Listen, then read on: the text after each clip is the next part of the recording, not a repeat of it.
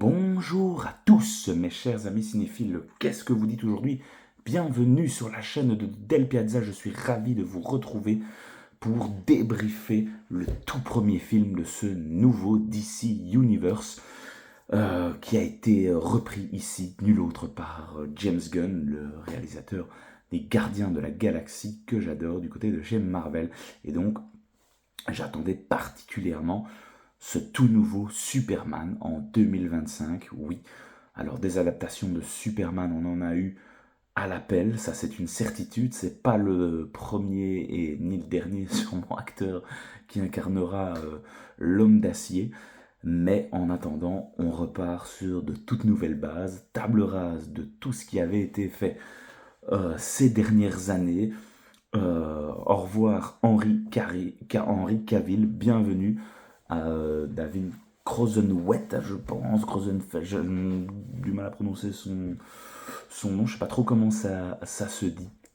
Mais bref, donc on va essayer de débriefer tout cela avec une petite partie sans spoiler. Et on enchaînera après avec la partie spoiler, bien sûr. Donc beaucoup de choses à dire. Alors ce film-là, un film pas si long que ça, finalement. On est sur à peu près 130 minutes, en 130 minutes de film. Et avec voilà, pas mal de contenu, beaucoup de choses. Une toute nouvelle interprétation de Superman. Alors, qu'est-ce que j'en ai pensé, littéralement? Eh ben, quand le projet avait été annoncé, je vous avoue que moi j'étais un petit peu pessimiste. On sait que DC Comics, ça commençait à un peu patauger, surtout dans la semoule. Enfin, cet univers ne ressemblait plus à grand chose. Et donc, bah, j'étais quand même particulièrement attentif à ce qu'allait proposer James Gunn avec cette nouvelle adaptation. Et je dois dire que finalement, au premier abord, c'est plutôt une réussite. Je suis assez satisfait de ce que j'ai vu. Je pense avoir envie directement d'enchaîner avec un deuxième visionnage. Mais en tout cas, au premier visionnage, ça a été pour moi assez positif. Euh, Concernant l'interprétation de Superman, j'étais aussi assez inquiet. Je faisais partie de ces personnes qui aimaient quand même pas mal Henry Cavill. Et finalement, ben, ici, David Crozenwet, je l'ai trouvé bon en fait. Au fur et à mesure où le film montait en puissance, et ben, il a eu ses moments forts, je trouve, ses moments d'émotion, l'alchimie entre Superman, Clark Kent, la dualité des deux. Ah, c'était plutôt chouette, même si Clark Kent a été fort effacé, je trouve, malgré tout, dans ce film-là. Ça s'est vraiment concentré principalement sur Superman, mais très très intéressant. Alors, en antagoniste, bien sûr, on retrouve Lex Luthor, incarné par Nicolas Hoult, et alors là, c'est un grand oui. C'est sûrement le meilleur Lex Luthor qui a été adapté au cinéma. Ça, c'est une certitude, et je pèse mes mots littéralement.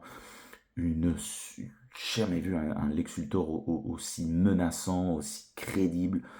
Waouh, superbe interprétation. C'est pour moi un des gros points forts du film. Ce Lex Luthor là, quelle claque. Franchement, je l'ai vraiment adoré. L'homme d'acier n'a jamais été mis en aussi grosse difficulté que dans ce film là.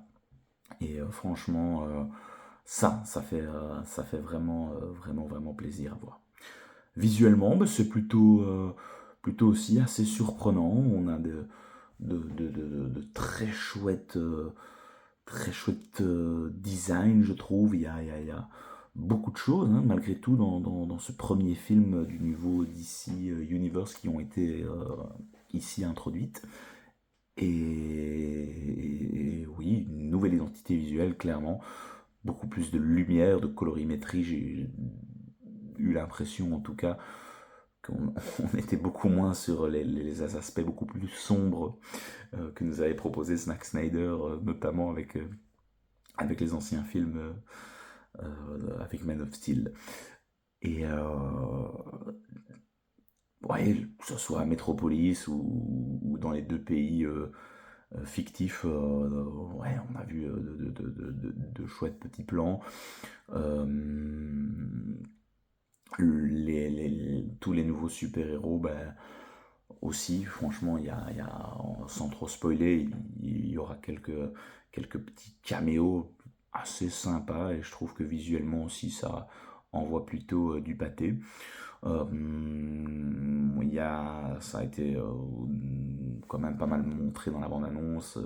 Dans la promo du film, ben, il y a ce Crypto, hein, le chien de Superman, qui finalement, ben, ça marche bien. On pouvait avoir peur que ça allait être un peu trop exploité, qu'on allait avoir une surdose de crypto, mais finalement c'est assez mignon, je trouve, assez touchant aussi. Donc euh, c'est un petit plus littéralement qui n'avait jamais été apporté lors de toutes les adaptations précédentes de Superman. Et clairement, Crypto aussi, c'est une grosse réussite.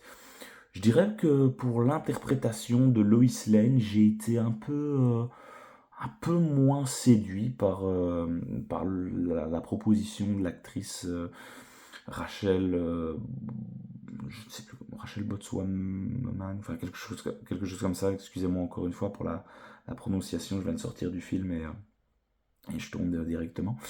Mais j'ai pas été super conquis par l'interprétation de Lois Lane. Euh, Néanmoins, ce qu'ils ont proposé, finalement, je reviendrai dans la partie spoiler, mais il y a quand même plusieurs aspects de la relation entre elle et Superman qui sont, je trouve, assez intéressants et ça fait écho quand même à des choses euh, qu'on n'a pas encore vues, encore une fois, par rapport aux adaptations. Donc, il y a de l'action, le thème est iconique, franchement, là je l'ai encore en tête, ces notes à la guitare électrique sont juste folles. Je vais aller de ce pas après sur les plateformes de streaming musical pour aller me chercher le thème et les mettre dans ma playlist cinéma-série parce que franchement, de ce côté-là, c'est selon moi aussi une très belle réussite. Et puis bon, bah, James Gunn, on le connaît, hein, on sait qu'il aime rajouter toujours des choses visuelles un petit peu extravagantes, un peu folles, et on reconnaît clairement sa patte, hein, ça c'est une certitude.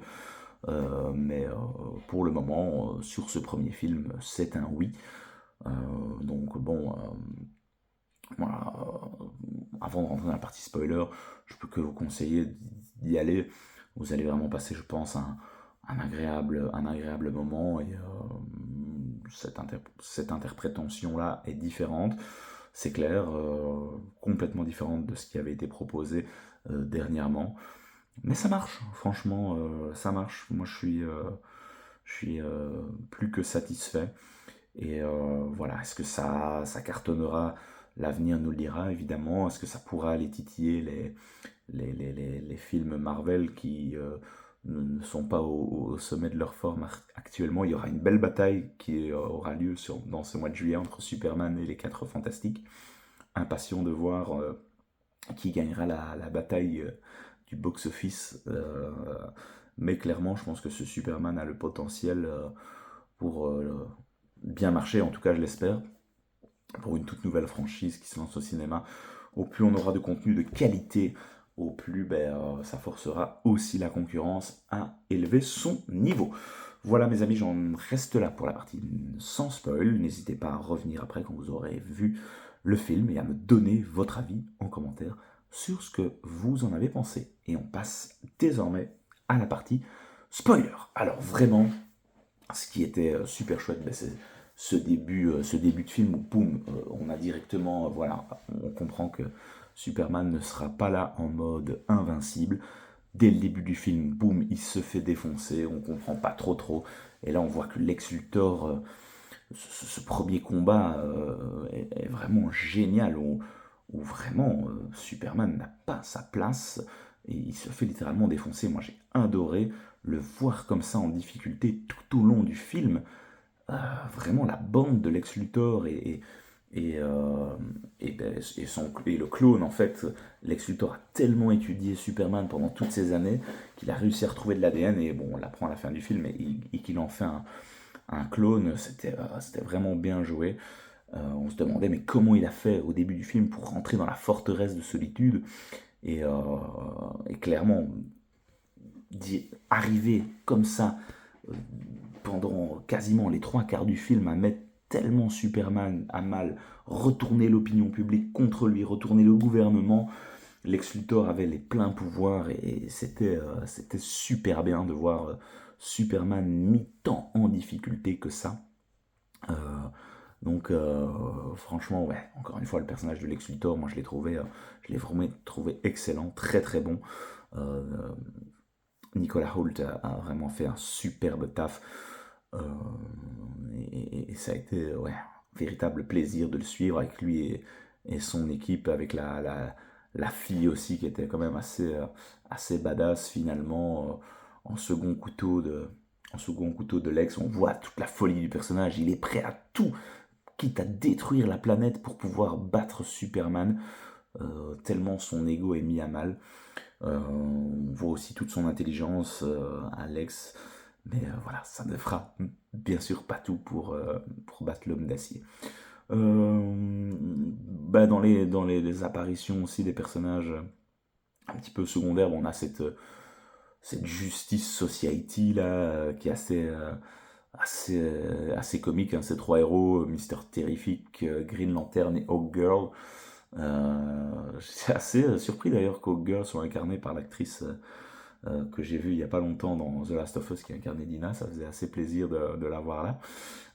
Bon, ces trois personnages-là, bon, finalement, ont eu un petit peu d'impact de manière différente, dans le sens, Mister Terrific a clairement un petit peu volé le show et a été le personnage qui aura particulièrement pesé dans cette histoire-là, et qui aura vraiment assisté finalement Superman. Green Lantern, ce personnage-là est complètement... voilà, je sais pas si ce sera lui le Green Lantern vraiment qui va lancer la série. Je pense qu'il y a plusieurs Green Lantern, mais celui-là il est un peu dégueulasse d'ailleurs. Mais bon, clairement un personnage un peu le comic relief du film, quoi. Mais voilà, il a pas, son apparition, disons, n'a pas été des plus marquantes. Et Hawk Girl, bon, deux trois passages, mais ça restait assez discret finalement. J'ai beaucoup aimé aussi, finalement, que pour une fois, la relation entre Superman et Lois soit assez complexe. Lois, on la connaît, elle a un petit peu ce côté carriériste, où vraiment elle veut être la journaliste de Metropolis, avoir cette interview avec Superman, et ça l'embête finalement au début du film de voir que Clark prend un petit peu la couverture, parce que il prend des interviews de Superman forcément, et donc on voit qu'il y a ce côté-là qui l'embête quand même, et elle a envie vraiment de pouvoir amener ça, et de les voir finalement être en dualité dès le début du film, limite se séparer. Elle n'arrive pas à dire qu'elle l'aime à Clark. Donc j'ai bien aimé ce parti pris finalement de les voir un peu en conflit pendant une bonne partie du film. Et par contre, voilà, la scène à la fin où ils se retrouvent un petit peu, où elle lui avoue ses sentiments, elle est quand même assez touchante, et j'ai eu mon petit frisson quand même lors de leur petit retrouvailles dans une magnifique scène. Chaque fois, les scènes où il y avait ces petits moments de tendresse entre les deux étaient vraiment très belles. La première, où on voit d'ailleurs derrière la Justice Society en train de se battre avec un extraterrestre de manière tout à fait en détente, c'était très très beau visuellement. Et cette scène à la fin du film où ils s'embrassent en l'air, bon, ça a déjà été fait à maintes reprises, mais j'ai beaucoup aimé aussi donc ces petits moments-là. Le personnage de Crypto, comme je l'ai dit, il est chouette, c'est un bel apport, très comique aussi finalement, de voir que ce chien-là finalement n'écoute pas grand-chose, il n'écoute pas du tout Superman, pour apprendre à la fin en fait que c'était le chien de Clara Danvers, Supergirl, qui enfin un petit caméo incarné par Millie Alcock, très très bonne actrice. On sait qu'il y a un projet sur elle prochainement qui devrait arriver dans cet univers-là, donc on est impatient de la retrouver. J'espérais quand même la voir un peu plus d'ailleurs, j'étais un petit peu déçu, même si bon voilà, je sais que son projet arrive, mais j'espérais un peu plus qu'un bête petit caméo vraiment en fin de film. Donc ça c'était voilà, petite légère déception malgré tout. Le film, j'ai été étonné aussi, j'ai aimé tout ce côté un peu politique finalement qu'il y avait autour. Comment Superman doit-il être contrôlé finalement, le gouvernement qui essaye de mettre des choses en place, Lex Luthor qui les manipule, qui crée un peu toute sa petite armée je sais plus comment ils appellent ça, une poche d'univers, un trou d'univers, un truc comme ça. C'était assez sympa de cette prison là avec tous tous des personnages qui étaient dans l'homme molécule avec son bébé. Visuellement, c'était quand même assez chouette. Le gars pu reproduire de la kryptonite. Enfin, c'est super. C'est tous des personnages que j'ai pas eu l'habitude de connaître. Je sais pas s'ils ont été introduits dans les comics, mais voilà, je suis pas le plus grand connaisseur de chez DC. Mais là, je trouve qu'on a été chercher, qu'on a exploité d'autres personnages.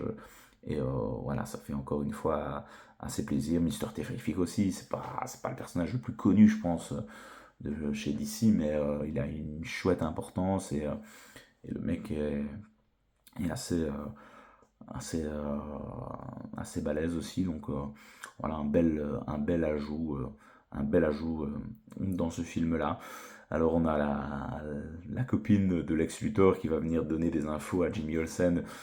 C'était aussi un peu comique, elle était un petit peu dégueulasse comme ça de voir que Jimmy aussi, journaliste, est quasiment à peu près à tout pour pouvoir obtenir des informations sur Lex Luthor et pouvoir dévoiler toutes les manigances dans le monde entier. Donc voilà, beaucoup de points positifs finalement.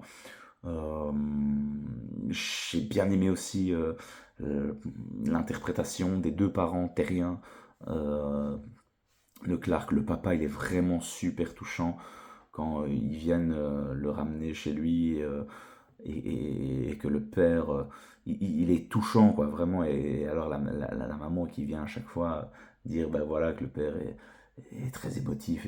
Mais vraiment, quand il lui dit avec les larmes aux yeux qu'il est fier de lui, alors qu'à ce moment-là, ben, son fils, au niveau de l'opinion publique, est au plus bas, c'est super touchant. À ce moment-là aussi, on avait envie de verser une petite larme. Donc l'interprétation du père de Clark Kent était vraiment très très bien.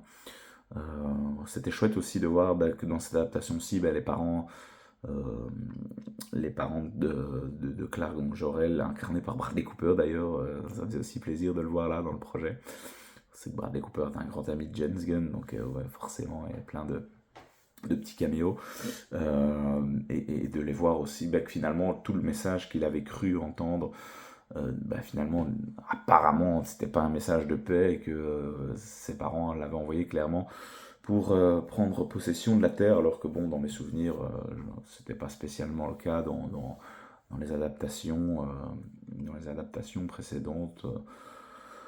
Donc voilà, un petit changement qui clairement aussi faisait plaisir à voir. Le visuel de la caverne de solitude, je la trouvais aussi chouette avec ces petits robots qui étaient là finalement pour un petit peu discuter avec Superman. Donc cet ajout-là aussi était plutôt chouette, donc encore une fois.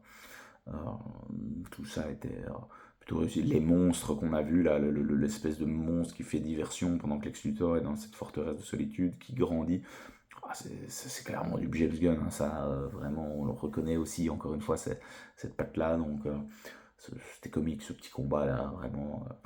Et puis cette opinion qui se retourne contre Superman, ouais, c'est aussi des thématiques qui sont intéressantes et comme quoi voilà, manipuler l'opinion a été finalement assez facile pour Lex Luthor avec la découverte du message des parents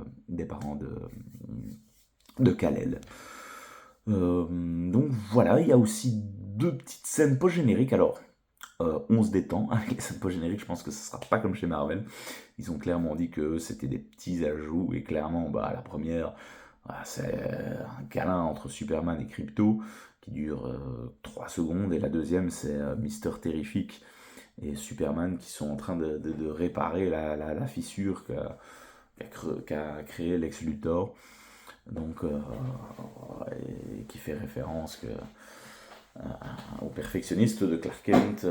Mais bon, c'est clairement pas des scènes marquantes, et n'allons pas voir les films, je pense, pour leurs scènes post-génériques. Ça, je crois qu'il va falloir s'y habituer.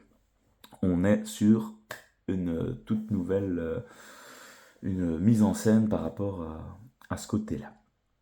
Visuellement, bah, voir Metropolis aussi avec cette faille, ça c'était aussi très très chouette. Il y avait la guerre d'un côté entre les deux nations fictives là, qui allaient s'affronter, et puis bah, cette faille, ce trou noir qui allait pouvoir potentiellement détruire la Terre. Donc ouais, c'était chouette de voir à quel point Superman était malmené. Le combat final était très très bien aussi entre son clone et puis bah, Crypto qui va aller bouffer toutes les espèces de petites caméras pour empêcher Lex Luthor de pouvoir les utiliser contre lui. Et là, une fois que Superman passe à l'action, bah, là il était vraiment badass avec cette musique, ce thème principal. Donc très très très bien, franchement, le climax de fin. Très chouette, les dernières minutes pour poser un petit peu bah, des éventuelles suites. Je pense qu'il y aura plein de choses dans cet univers-là, donc c'est très intéressant, je suis très enthousiaste. J'espère que je m'emballe pas de trop, mais je suis quand même assez curieux et j'ai envie de donner une chance clairement à James Gunn et à son univers. On est impatient de voir la suite et les projets qui vont arriver. Je crois que le prochain, c'est déjà Peacemaker, saison 2. Oui, d'ailleurs, petit caméo de John Cena, ça fait plaisir aussi, de Peacemaker à un moment. Donc j'étais très très content de le revoir là. On sait que James Gunn travaillait aussi sur la série et va continuer d'utiliser le personnage de John Cena. Donc ça faisait aussi plaisir de voir ce petit caméo là. Donc voilà. Vous l'avez compris, selon moi, bah, c'est une réussite dans l'ensemble. Franchement, ça dépasse clairement, ça met une vitesse à beaucoup de films de super-héros qu'on a pu voir ces dernières années. Donc voilà. Pour une première, en tout cas, clairement, c'est un oui encourageant. Continuez dans cette voie-là. Je pense que clairement, les jours de d'ici, si on continue à avoir des choses cohérentes, et dans cette lignée-là, il y a vraiment peut-être moyen de faire des choses intéressantes. Néanmoins, voilà, il faudra proposer des contenus de qualité scénaristique, mais aussi visuelle. Et ici, pour moi, c'est subjectif, bien évidemment, c'est le cas. Voilà, j'en termine un peu avec cette vidéo. N'hésitez pas à me donner vraiment vos avis en commentaire parce que ça m'intéresse. C'est un tout nouvel univers qui démarre, comme on l'a dit, et j'ai vraiment envie d'avoir vos retours par rapport à ça. Qu'est-ce que vous avez pensé de ce film-là? Est-ce que c'est moi qui m'emballe? Ou est-ce que vous avez également apprécié le nouveau projet Superman de James Gunn? Nous, on en discute en commentaire. N'hésitez pas à mettre un petit pouce, à partager. Franchement, ça me ferait vraiment plaisir. Je vous remercie, mes chers amis. On se retrouve très très vite sur la chaîne. Il y a beaucoup de choses qui arrivent. J'ai pas encore eu l'occasion d'aller voir Jurassic World. Il y a les 4 Fantastiques. Donc voilà, il y a du contenu encore qui vont arriver très vite sur la chaîne. Donc restez branchés. N'hésitez pas à vous abonner, ça fait vraiment plaisir. Et on se retrouve très vite sur la chaîne de Del Piazza. Ciao ciao les amis.